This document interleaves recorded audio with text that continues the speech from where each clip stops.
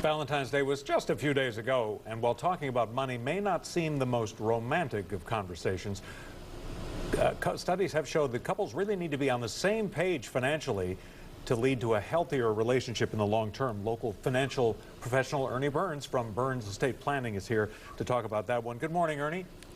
Morning. You've got 4 questions you put together for us, but before we get to those, why is it so important that couples be on the same page? Well, you want to make sure it's a team effort. You want to make sure that finances are discussed before marriage, or at least right after marriage, so that you have a plan to make sure these bills are paid in a manner that y'all wish and you're both happy and can agree with. Okay, so question number 1, why do you openly talk about finances, and in that sense, how much financial infidelity is there? There is some financial infidelity because the fact is that people have habits. You know, you buy this, you're not used to being in that relationship. But when there's a team, you're getting married now, you want to make sure that you have a plan put together for both of y'all's finances, and those bills are paid regularly.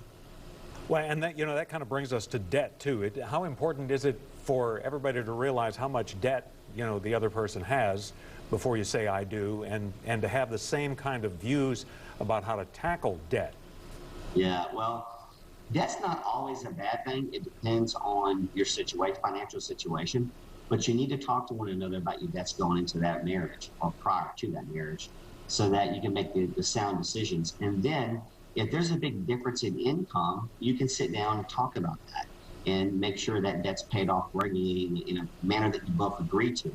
And I know it's tricky sometimes, but you want to make sure that's all brought up prior to any big decisions. Question 3 you had, how do you take responsibility for shared expenses? Because obviously some people, have a shared bank account, shared checkbook, everything's this credit card. Some people take a whole different approach. Yes, well, there's a couple different ways you can do it. And one way is, like you just said, have a shared account together to make sure that that commingled debt is paid off from that commingled account. If you're bringing in separate debt into that marriage, you want to make sure that you're taking care of that debt. You're not trying to make your new partner responsible for that debt in itself. And so having those conversations are important prior to. And number 4, in the long term, how do you protect assets? Well, you want to make sure that you have some savings built up. I know people might have taken jobs last year that you weren't making as much as before because maybe you were furloughed or laid off, and maybe you built some debt up. But at the same time, as these debts are slowly paid off right now, like I said, that's not always a bad thing as long as you're not using credit card debt. You get paying double interest. But take 5 or 10% every paycheck and put it aside. You'll be surprised how fast that will mount up for the future, for your future savings and your future retirement.